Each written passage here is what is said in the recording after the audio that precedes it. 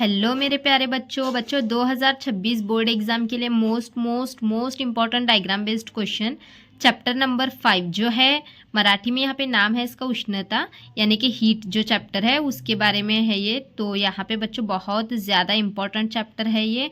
और यहाँ पे देखो डायग्राम बेस्ड क्वेश्चन 5 मार्क्स के लिए आते हैं बच्चों, यानी कि अभी आपके पेपर में 4 मार्क्स के लिए हैं क्वेश्चन 2026 के लिए। तो यहाँ पे देखो एक ग्राफ पूछी जाती है और उस पर जो है क्वेश्चन होते हैं या फिर आपको वहाँ पे लिखना होता है डिटेल में आंसर। तो यहाँ पे देखो ये वाले जो है पिछले साल आए, मतलब PYQs ही हैं, ये आए हुए पेपर में जो क्वेश्चंस आए हुए थे वही क्वेश्चंस हैं ये। तो यहाँ पे देखो पहला सवाल यहाँ पे पूछा गया है, खालील तापमान काल ओळखा स्पष्ट करा। तो यहाँ पे ये डायग्राम आपको देखो दी गई है, यहाँ पे देखो आप देख सकते हैं ये वाली डायग्राम यहाँ पे दी गई है और इस पे जो है आपको डिटेल में लिखना है। तो यहाँ पे देखो बच्चों मैंने इस तरीके से 8 पॉइंट्स यहाँ पे बताए हैं। तो बच्चों मैंने यहाँ पे बहुत इजी करके जो है यहाँ पे पॉइंट्स लिख के बताए हुए हैं। यहाँ पे टोटल मैंने 8 पॉइंट्स दिखाए हुए हैं। तो आप इसमें से जो आपको इजी लगे वो आप यहाँ पे लिख सकते हो। ओके, तो यहाँ तक इसका आंसर है, पॉइंट नंबर 8 तक पूरा आंसर है और पूरा यहाँ पे डिटेल में अच्छे से एक्सप्लेन करके बताया गया है। तो आप इसको याद कर सकते हो। फिर नेक्स्ट पेज पे अब नेक्स्ट क्वेश्चन हम देखेंगे बच्चों। यहाँ पे आप देख सकते हो बच्चों क्वेश्चन नंबर 2 है, पुढील आकृतीचे निरीक्षण करून प्रश्नांची उत्तरे लिहा। तो यहाँ पे ये डायग्राम देखो इस तरीके से जो है वो दी गई है, फिर इस पर से आपको यहाँ पे क्वेश्चंस पूछे गए हैं। तो यहाँ पे आप देख सकते हैं मेरे प्यारे से बच्चों। तो यहाँ पे देखो कोणत्या मूलद्रव्यांची विशिष्ट उष्माधारकता सर्वाधिक आहे, यानी कि सब में ज़्यादा हीट किसके अंदर है ऐसे पूछा गया है डायग्राम में से। तो यहाँ पे इसका आंसर इतना दिया गया है। तो यहाँ पे आपको टोटल इस डायग्राम पे 3 क्वेश्चंस पूछे गए हैं और इसमें से जो है ये क्वेश्चन 3 मार्क्स के लिए ही आया हुआ था। तो ये वाला पहला क्वेश्चन हो गया। फिर ये वाला दूसरा क्वेश्चन देखो, कोणत्या मूलद्रव्याची विशिष्ट उष्माधारकता सर्वात कमी आहे, कम पूछा गया है और वो भी आपको देखो यहाँ पे एक्सप्लेन करना है। फिर ये इतना आंसर है इसका, ये सारा यहाँ से लिखना है। फिर उसके बाद देखो इस पे तीसरा क्वेश्चन जो पूछा गया है, पदार्थाची विशिष्ट उष्माधारकता म्हणजे काय। तो यहाँ पे इसका आंसर इतना दिया गया है। तो इतना आपको ये लिखना है।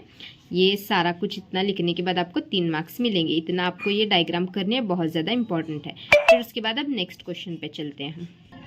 देखो बच्चों यहाँ पे आप देख सकते हो, खालील आलेखाचे निरीक्षण करा प्रश्नांची उत्तरे लिहा। तो यहाँ पे देखो ये एक ग्राफ दी गई है और इस पे क्वेश्चन पूछे गए। ये ग्राफ तो बहुत ज़्यादा इंपॉर्टेंट है। तो मैंने इंपॉर्टेंट क्वेश्चंस के ही डायग्राम्स यहाँ पे निकाल के उसे एक्सप्लेन किया है। तो यहाँ पे आप देख सकते हो पहला क्वेश्चन यहाँ पे पूछा गया है, सदरच्या आलेखावरून कोणत्या प्रक्रियेचा बोध होतो, यानी कि यहाँ पे जो प्रोसेस है उसका नाम लिखना है। तो यहाँ पे पाण्याचे असंगत आचरण, तो ये पूछा गया है। फिर उसके बाद देखो यहाँ पे दूसरा क्वेश्चन, ही प्रक्रिया कोणत्या तापमानादरम्यान घडते। तो यहाँ पे ही प्रक्रिया 0 डिग्री सेल्सियस से 4 डिग्री सेल्सियस या तापमान दरम्यान घडते। फिर यहाँ पे उसके बाद नेक्स्ट क्वेश्चन देखो पूछा गया है, नाम निर्देशित आकृतीच्या साह्याने होपच्या उपकरणाच्या रचनेचे वर्णन करा। होप इंस्ट्रूमेंट, तो यहाँ पे ये वाला बहुत ज़्यादा इम्पॉर्टेंट है और इसकी डायग्राम देखो आपको यहाँ पे करनी है। ये डायग्राम यहाँ पे मैंने बताई है। तो ये डायग्राम कभी कभी आपको नाम लिखने के लिए भी आती है। तो ये डायग्राम बहुत ज़्यादा इम्पॉर्टेंट है, इसको बिल्कुल भी स्किप मत करो इस चैप्टर में से। तो ये करना ही करना है कंपलसरी। तो ये जो है डायग्राम भी आपको निकालने के लिए कभी अलग से 2 मार्क्स के लिए आती है और इस पर क्वेश्चंस आते हैं तो 3 मार्क्स में ये आती है, कभी कभी 4 मार्क्स में भी आती है। तो यहाँ पे देखो इस पर हम क्वेश्चंस देखते हैं। पहले देखो यहाँ पे पहले जो क्वेश्चन पूछा गया था, जो होप आकृति है यानी कि होप का जो इंस्ट्रूमेंट है उसके बारे में यहाँ पे लिखना है। तो ये तो हो गया, उसके बारे में हमने यहाँ पे लिखना है। तो ये सारा आंसर देखो यहाँ पे दिख रहा होगा आपको, ये सारा कुछ इसमें लिखना है। फिर देखो उसी पे क्वेश्चन पूछा गया है, प्रश्न 4, यानी कि जो अभी हमने पीछे क्वेश्चन देखा वही।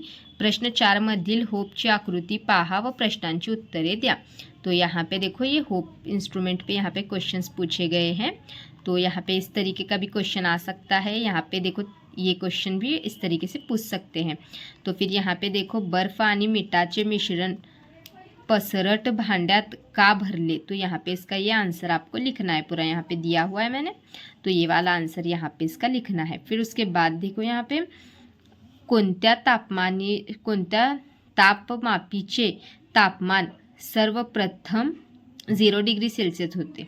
तो यहाँ पे तापमापी ए का आहे. फिर उसके बाद यहाँ पे अब हम देखेंगे तो 2 तापमापींसाठी काळ आणि तापमान आलेख खालील प्रमाणे आहे. तो यहाँ पे इसकी एक ग्राफ दी गई है, फिर उसको भी देख के क्वेश्चंस के आंसर देने हैं. देखते हैं वो ग्राफ भी बच्चों. यहाँ पे देख सकते हैं आप कि यहाँ पे एक ग्राफ दी गई है और इस पे से भी यहाँ पे क्वेश्चंस पूछे गए. तो इसका आंसर तापमान भी, मतलब ये ड्रॉ करना है आपको, फिर लिखना है. फिर उसके बाद देखो यहाँ पे वरील आलेखातील झेड बिंदू काय दर्शवते. तो यहाँ पे झेड जो है वो क्या दिखाता है, पाण्याची कमाल घनता. ठीक है, ये आंसर इसका यहाँ पे लिखना है. फिर उसके बाद देखो यहाँ पे एक क्वेश्चन पूछा गया, तापमानाच्या कोणत्या खंडात पानी असंगत, मतलब यहाँ पे पूछा गया है कि तापमानाच्या कोणत्या खंडात पानी असंग आचरण है. तो यहाँ पे 0 डिग्री सेल्सियस से 4 डिग्री सेल्सियस, इतना आपको यहाँ तक करना है. तो ये हमारे मोस्ट इंपॉर्टेंट चैप्टर नंबर 5 के डायग्राम बेस्ड क्वेश्चन यहाँ पे हो चुके हैं. नेक्स्ट चैप्टर के अगले वीडियो में देखते हैं. वीडियो को जो है शेयर ज़रूर करना और चैनल को सब्सक्राइब ज़रूर करना. Bye bye.